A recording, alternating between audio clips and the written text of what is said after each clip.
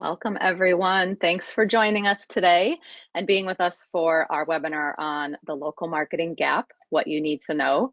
This is our first installment of 6 webinars to share key insights gleaned from our 2023 State of Local Marketing Report. So we're just going to give everyone another minute or so before we get started.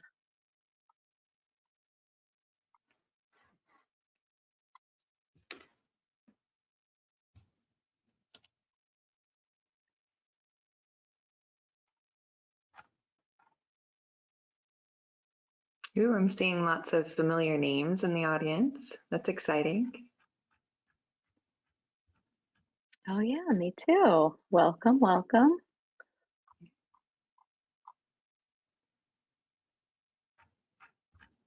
All right, well, let's go ahead and jump in with some introductions.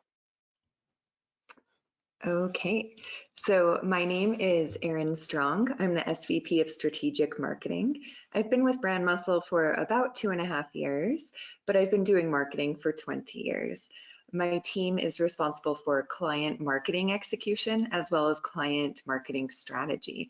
And I also oversee this program, the State of Local Marketing.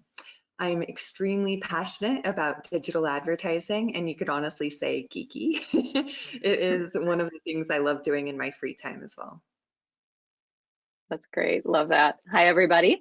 My name is Sarah Hennessy, and I am a Senior Director of Product Management. You may have expected to see James Morse today, but unfortunately, he's at home with a sick kiddo. So I'm filling in, but have no fear. I'm equally passionate about this topic. I'm responsible for a portfolio of BrandMuscle solutions, including analytics, artificial intelligence, and fund management. And I have been with BrandMuscle now for a lucky 13 years and have really enjoyed watching the state of local marketing evolve. So let's jump into just a couple housekeeping items. There's 3 ways you can interact with us during the webinar. There's a poll, so we'd love to hear from you during the presentation. Look out for that. The chat is also open and our team will be monitoring it.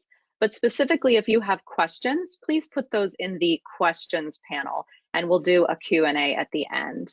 We have roughly 20 minutes of insights to walk you through, and then we'll open it up for 10 or 15 minutes of Q&A at the end. And lastly, a recording of this webinar will be sent to your email. Great. For our agenda today, we'll share key findings from our State of Local Marketing. We'll discuss what the local marketing gap is, and we'll tell you what to do about the local marketing gap. Lastly, we'll do a Q&A, but don't be shy. You can post your questions anytime, and at the end of the webinar, we'll get to those. Okay, so you might be wondering, what is State of Local Marketing? We believe it's the most comprehensive local and channel marketing survey. It incorporates millions of data points from over 8 years of surveying local marketers. And it delivers each client who participates actionable takeaways to improve their local marketing performance for their brand. This year, we gathered 3,192 surveys from individual local marketers, which is amazing. And we added more than 146,000 data points. That's a lot of data. That's great. I love that. For those of you who aren't new, welcome back. I see some of your familiar faces in the list. You're probably wondering what changed with State of Local Marketing this year. Well, obviously we've gone digital, and you can find us on LinkedIn as a monthly newsletter to subscribe to. We've also divided the survey into 6 parts to make it more digestible. Each section will include a newsletter and then a webinar, so make sure you subscribe so you don't miss any of those. Okay, before we get started sharing our specific insights with you, we'd actually like to hear what you think. So please look for a poll to pop up on your screen.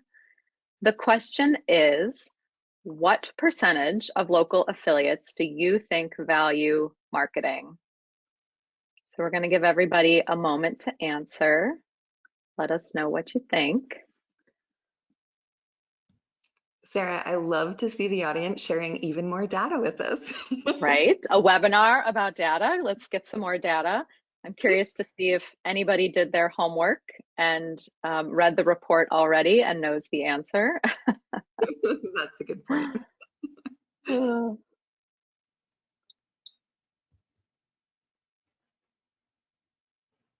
Okay, looks like we have a decent amount of responses. Go ahead and throw those in if you haven't.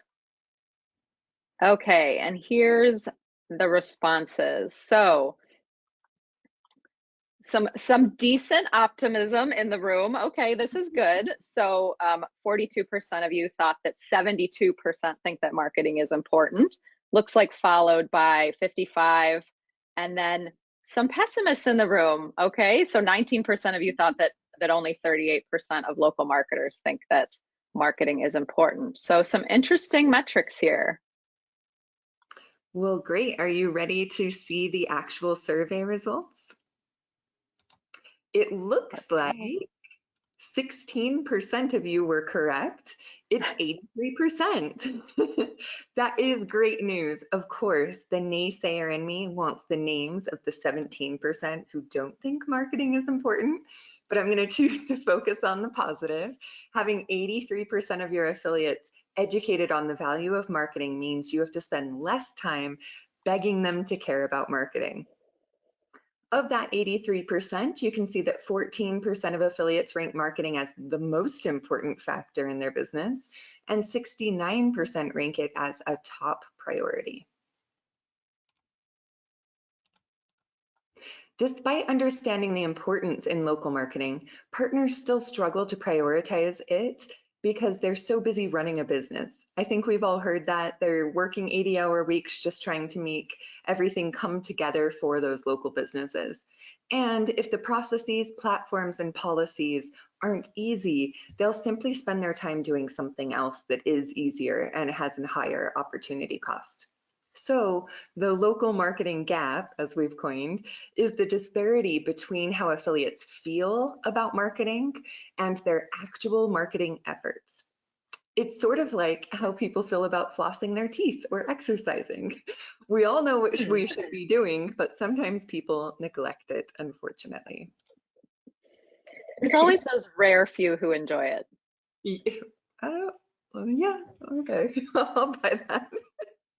Diving into how partners spend their time, 14% are blessed with a full-time resource for marketing, and I'm so happy for them. 8% spend a quarter of an FTE on it, but 78% are spending less than 10 hours a week on marketing as a team. What's scariest here is, of course, that 11% in red that are spending no time on marketing at all. One interesting note that we did find is that those who did rank marketing as most important also spent more time on marketing. So Sarah, I wanted to ask you, how have you seen AI help clients accelerate their marketing efforts? Yeah, so the interesting thing here when I look at this data is if affiliates are only spending 10 hours a week or less on marketing, then AI can do one of two really important things. So the first thing, like we're talking about here, is that AI can optimize the time being spent, and that's going to free up that affiliate to do something else, either something else marketing or strategic for their business. And then the second thing I really think about in terms of AI is that it can elevate the effectiveness of the marketing. So some examples of this might be using generative AI to improve the quality of the marketing content, either in terms of writing copy that's on brand or creating images, automating marketing workflows. So you can set something where you don't have to be the one pushing it along through a workflow, or maybe even using AI to optimize an in-flight campaign. Something really interesting we've seen is responding to weather-related events, serving up a specific ad related to a weather event or other time-sensitive events. But an interesting way that we've used machine learning is to make marketing plan recommendations, because what we see is that then affiliates don't have to comb through options and try to weigh the pros and cons and which one is best for them. So it not only saves them time of trying to figure it out, but then it also takes away that analysis paralysis, and it improves their return on investment because they're choosing a strategically selected marketing mix. The way I like to think about it, Erin, is that AI can basically become that savvy that a lot of our local affiliates lack. And I'm curious to hear from you. Are you seeing clients adopt AI yet? Yeah, we actually have one insurance client that I think is on the line today exploring our AI options really proactively. We have several other clients exploring it through various programs throughout their networks, in marketing and outside of marketing. As a team, we're actually utilizing AI for ad optimization, as you said, continually for all of our ads in flight. And that helps with our human intervention so that when we're doing daily ad optimization, we can really focus in on any problems there might be. Yeah, absolutely. I love seeing that AI adoption. You know, something that it makes me think about is that big corporations and brands with partner networks can often be tech laggards because it's hard to get through all of the hurdles of making something like this happen. So it's great to see how Brand Muscle has been able to push AI through and get some of these programs launched. So when we think about unoptimized marketing strategies, our data shows that 66% of affiliates are not reviewing marketing tactics regularly. And if you look at the graphic, it's breaking it down into 15% saying never or rarely, which is shocking, 8% saying annually, almost a full quarter saying it's a regular, and 20% at a quarterly review. So we see this as part of a set it and forget it mentality, which is costing the affiliates and the brands not only dollars, but also the missed opportunity of those dollars that are being misspent, basically. The one exception here is that if your local programs are being managed by a trusted partner, then you can feel free to set it and forget it because you know that you're in good hands. Even still, even if you have a partner that's running your programs, you should be receiving frequent metrics from them on campaign performance. So we'll talk about metrics a bit more in the next session, but wanted to call that out. So for me, the takeaway here is really that providing marketing optimization guidance is super key to boosting affiliate performance, because if you're not measuring, reevaluating, realigning your strategy, then those campaigns go unoptimized and it's just a loss. So Erin, I'm curious to see how you've seen all of this play out in your local marketing experience and how you've seen brands overcome it. Yeah, unfortunately, it's common when local affiliates are busy running a business 80 hours a week and just trying to make ends meet. It makes sense that they don't have time to do their own marketing, or that they hire their niece with no experience and no overview to go do whatever she wants. We see that happening quite a bit. Creating easy do it for me packages or campaigns and automated optimization and providing education and guidance is the best way to help those local affiliates succeed. Our most successful clients at BrandMuscle tend to engage in lots of webinars, marketing consultation, and ongoing retraining of the things that seem like they should be obvious, but aren't, because affiliates are so busy. You might feel like you've said it 14 times, but they haven't even heard it yet. So you need to get good at using multiple modes of communication. And for all of our clients who have talked to me before, I know you've heard this a million times, but maybe a webinar on Monday, an email on Tuesday, an SMS on Wednesday, a phone call on Thursday, a smoke signal on Friday, a carrier pigeon on the next Monday. You have to get really creative about how you're reaching them with messages because they aren't hearing them. Yeah, I love that carrier pigeon. Okay, so let's dig into metrics. The data shows that only 40% of affiliates are tracking growth metrics regularly. So that's basically 1 out of 2 affiliates. So every other affiliate you went to, you could say, hey, how are you tracking your growth metrics? And they would say, I'm not. Those metrics would include things like new customer growth, customer retention, online reputation ratings, which in our data all came back in the 50% actively monitoring response. And then the laggard in this group was customer spend growth metrics, and that came in at a paltry 29%. So this means that if affiliates can't determine if their marketing efforts are having impact, how are they ever going to figure out what the degree of impact is? And I think one of my favorite stories from our strategic marketing and the corporate brand teams that I've worked with is when affiliates think that a marketing tactic is working because they can literally see their picture on the ad and they can see the ad in market. So think about tactics like billboards or social media ads. And I'm not saying that those tactics aren't valuable in a strategic marketing mix, but at that point, it's all an anecdotal, oh, I can see my face, this must be working. So we need to teach partners how to monitor and interpret these insights and signals and help them let that inform their marketing strategy. That is interesting, Sarah. Some of our corporate stakeholders opt in to intentionally run ads to their affiliates so that their affiliates can be sure that their ads are running. And that might seem like a misspend, but if you have some extra budget and you want to make sure that your partners are engaged, that's one way to do it. Of course, other clients intentionally suppress their list of known local partners because they don't want to waste marketing spend on them. But then you lose the confidence of the local partners who never see their own ads. So both methods are valid. It just depends on how mature your marketers are. So diving into this slide and thinking now on partner marketing investment, affiliates who prioritize other factors over marketing invest 81% less revenue into marketing. Partners who value it more invest more. In my experience, closely tying your performance estimates to your performance outcomes and campaign next steps is the golden ticket to drive engagement in programs and continued utilization. It really helps it to click for your local partners. If you don't educate affiliates on what to expect from campaigns, they'll definitely have buyer's remorse and they'll be dissatisfied. For co-op, brands need to ensure simple claims submission processes, fund accessibility, marketing support, and a user-friendly co-op solution. So Sarah, did this surprise you or is it typical? So I wasn't surprised. It makes sense that if you don't prioritize marketing, that you're also investing less in marketing.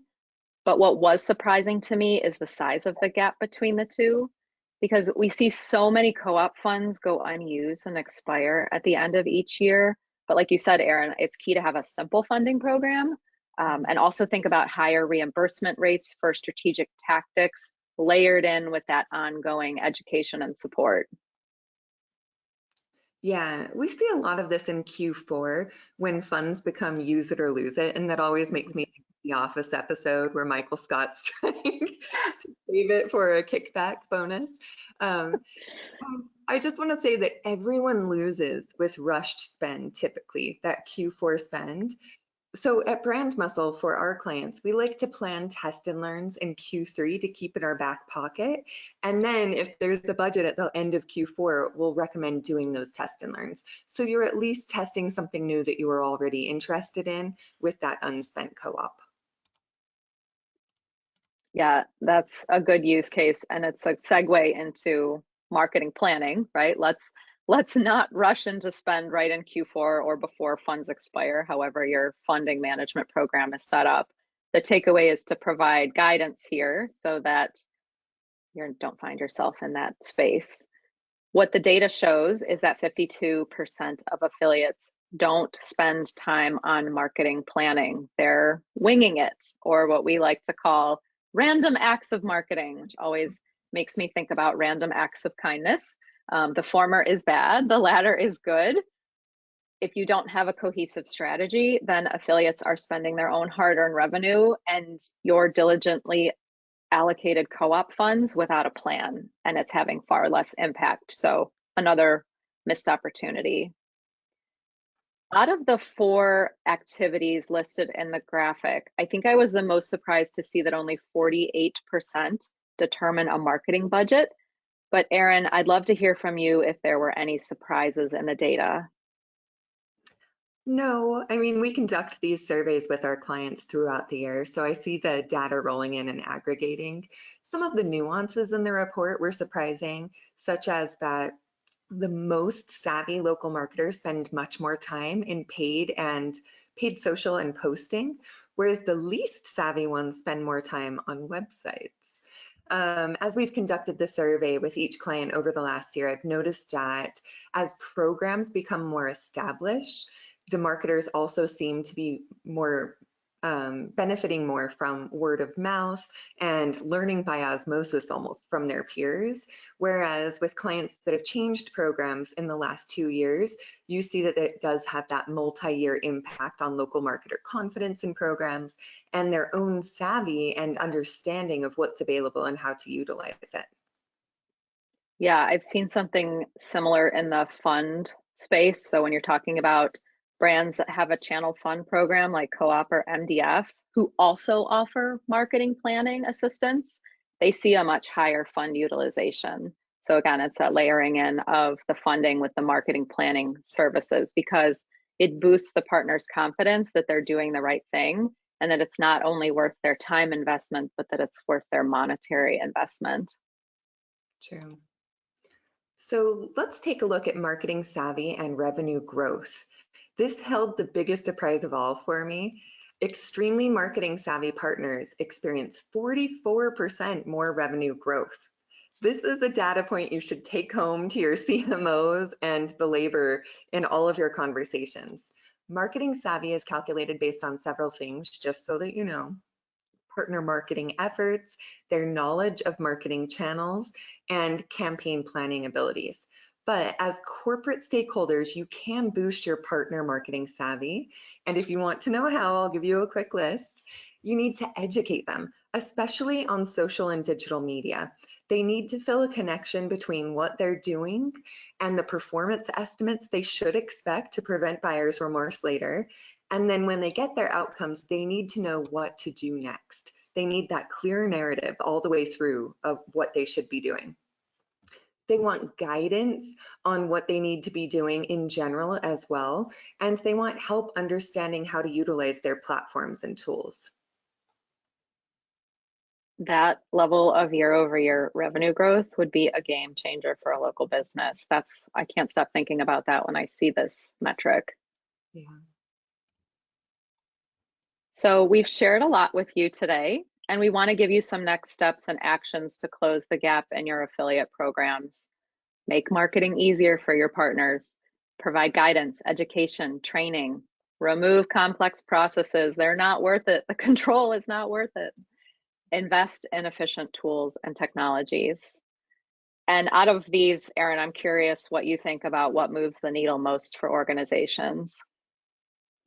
Thinking back at previous agencies and when I was a corporate stakeholder myself and then here at BrandMuscle, I would say it always takes a multi-pronged approach because you're never going to have a batch of local marketing partners who are the same. So you need to cater to each of the groups. For those with no support who are swamped running their businesses, you need to make sure you have packages that are easy, that do it for me style, subscribe and forget. But like you said earlier, Sarah, they do need to be managed by a partner like BrandMuscle so that they are being optimized. It's not truly set it and forget it. It's set it with a partner like BrandMuscle, and then you can forget it. For those local marketing affiliates with some time, you need to make sure that you're educating them on programs, training them on different tactics and their outcomes, and getting them up to speed on the platforms. And all of the affiliates appreciate intuitive tools and simplified processes. If you're going to do only one thing as an outcome of this webinar though, it should be to create those most impactful package options for your affiliates to easily subscribe into. This is an area where marketing strategists can really help you do a cluster analysis to determine your best 3 to 5 package assortments for your business. It will help you maximize potential performance based on budgets, geos, comp sets, SWOT analysis, customer targets and goals, and so many other considerations. And you can really be sure that the packages you're offering to your less engaged local affiliates are the best ones possible. Make it easy for your local partners to do the right thing with their dollars. Okay, so I appreciate everyone joining our first of 6 webinars for the state of local marketing. There's a new report dropping every month, so subscribe to our newsletter on LinkedIn if you don't want to miss it. Also, watch your email for a link to this webinar recording so you can share it with a friend. And if you want to take the survey as clients, or even as a non-client, we do have options for you. If you're a client, you can reach out to your account management team and they'll get you signed up and ready to go. If you're not a client, you can email hello@brandmuscle.com to inquire about how to get started. Great. Okay, let's go to questions. So if you want to ask a question now, you can go to the questions panel in GoToWebinar and type that in for us now. I see a couple questions coming through, so let's take a look. All right, this first one, probably for you, Erin. It says, what if my affiliates are in the 17% that doesn't think marketing is important? How do I get them to care? You honestly might not be able to. There are always going to be those local affiliates who won't care. And that's why those easy to subscribe to packages are something you have to have in the wings. But for the ones that you can move along in their marketing maturity, I would say you want to make sure you have education and training for them. And the best lever, in my experience with one of our outdoor equipment ones, is to have a little bit of FOMO built up. I know that dates me as a speaker here, but you want to go and talk to your affiliates who have done a good job, make a case study out of something they've succeeded with, create a testimonial of their feedback on why it worked and what they did, and then share that with all of your local affiliates so they feel like they're missing out and they're afraid that everyone is participating except them. That will encourage a lot of them to engage more. Yeah, I've seen brands that have like a dealer council or a few select partners who are really good at local marketing and well respected, and then you get them to do the case studies and it helps to get that local buy-in. Maybe the other thing I've seen is like field marketing can be very powerful in bringing in more affiliates. Right. Great. Okay. Next question up is, and I'm going to take this one. What's the ideal percentage of co-op or MDF utilization, and how do you increase usage? Great question. So the marketer in me would say 100%, 100% is your goal, always. Like that should be your like go for it. That's definitely not realistic. I think short answer in this question would be probably somewhere in the 90s, because like Erin said, you're always going to have like laggards, non-participants, people that you can't, you know, they're unmotivated. So that's probably a realistic goal. But the other caveat that I want to say here is that we have customers who offer really robust funding to that top tier, you know, that gold all-star tier of affiliates, because they know that they're out there doing a great job. And then they're contractually obligated to give co-op or funding to everyone. So they give a lower, less useful amount to that lower tier. And when you see co-op programs like that, there's always going to be low utilization. But typically that corporation has a lower goal anyways. You know, they're only looking for maybe 50% utilization because they know that those lower tiers aren't even going to spend the funds. We did work with a major insurance company who, when they added 30-minute consultation calls for their agents, we saw almost a 25% increase in co-op utilization. So it goes back to that education piece, where if you give them that bit of hand-holding and you build their confidence through that 30-minute call where they go, oh, okay, I am doing the right thing, that can really help. And then the last thing that I thought of with this question is the other key factor is all of you who are on the phone. So a really engaged corporate marketing manager or a field team is super important to boosting co-op utilization, because like Erin was talking about with the communication points, we have to constantly be feeding them messages, reinforcing and talking about the importance of marketing and using their co-op funding. In our questions, I can see that Giddish wrote, hello, everyone. So namaste, Giddish. There we go. Yeah. Okay. Let's see. How can AI generate more revenue, and how can affiliates use it to improve? Awesome question. Very relevant. Super hot topic, right? Everyone out there hearing all the things about you know, Bing and Chat GPT and OpenAI, and it's all over the news, and it's coming, it's here, so let's adopt it. If you want to participate in BrandMuscle's AI services, feel free to reach out to us. We'd love to hear from you.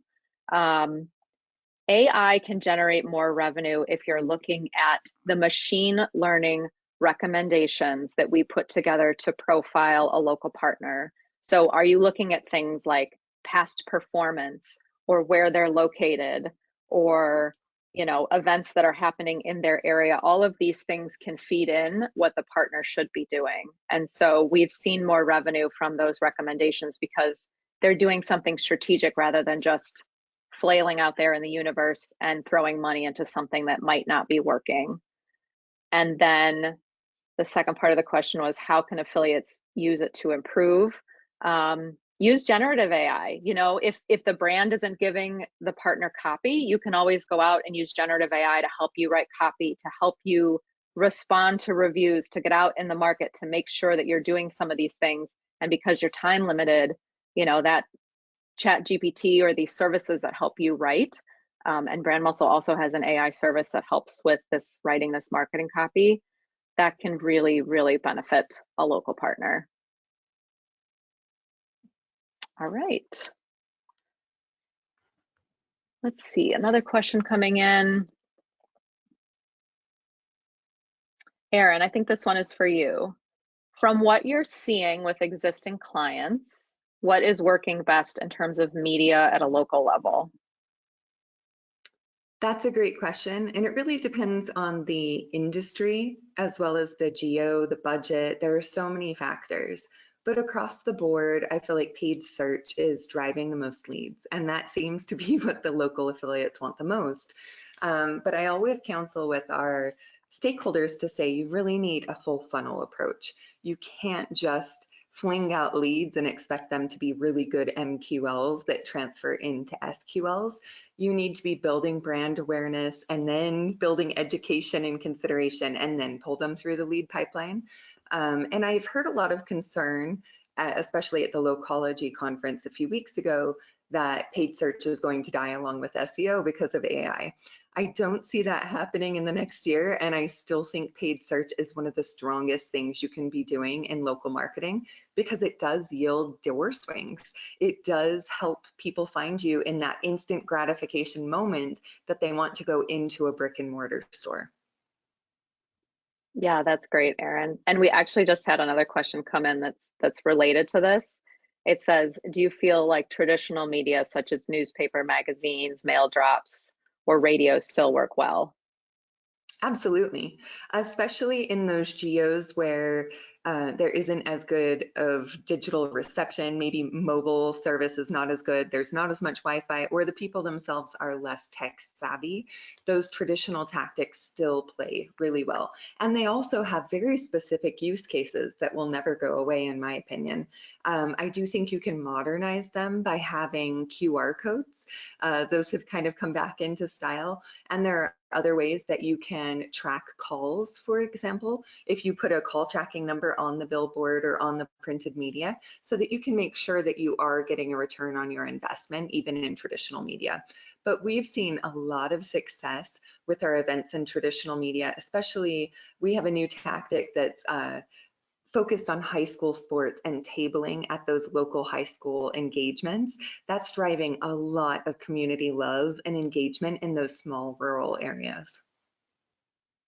And that's something that AI cannot do. Yeah, that's true. All right, let's see. You mentioned that a client is using AI with you. Are more clients able to join? And the answer to that is absolutely yes. Yes, yes. Please contact us. We'd love to talk to you more about our AI services and capabilities. When we think about BrandMuscle's AI services, they fall into three big buckets. So you have workflow automation, those time savers, those participation, those engagements. Using AI to streamline some of that works really well. We have generative AI, which again is that helping them write copy, respond to reviews, generate images, all layered in with compliance and then a brand voice that helps maintain that brand compliance. And then the last big bucket that we're looking at is all of those machine learning based recommendations, which Girish had asked about. So that's how we improve what the partners are doing. Good questions. All right, probably have time for one more, and then we'll close things out. Erin, I think this one is for you. What is a cluster analysis? I love that question. So I geek out on data and I really love it. I used to lead a customer research group, so I've rolled up my sleeves and done a lot of analysis. A cluster analysis is something that I used the most, honestly, when developing menus. We had a menu engineer at Boyd Gaming, and we wouldn't just randomly pick 3 desserts. We would analyze what customers were most likely to buy if we put these 3 desserts on the menu. Or for example, what 3 assortment of options or flavors in this case are going to drive the most revenue overall and appeal to all customers. So it's really a process of putting a scatter plot together of all of the different possibilities and then clustering them in ways that make sense so that you can yield the most revenue by catering to the most possibilities, if that makes sense.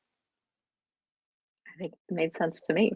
Thanks. When we're building packages using cluster analysis, we think about a specific client's goals, their geos, their customer segments that they're targeting. And then we put that scatter plot together and we say, okay, package A is going to cater to this group, package B is going to cater to this group, package C will pick up this group. And there are a few outliers that aren't being serviced by those 3 packages, but you're catering to, let's say, 92% of the mix. Definitely. All right. So that takes us into the end here of our presentation. So thank you, Erin, for sharing all of these wonderful insights with us. So appreciate it. Yeah, thank you for your time today, and thanks for joining at such short notice. And I hope that everything is well with James and his son. Yeah, absolutely. It was good to be here today. I enjoyed having the conversation with you. So please reach out to us if you have any further questions. We'd love to interact with you. Thanks to all of our participants for being here. Please join us on the next webinar and enjoy the rest of your day. Thank you.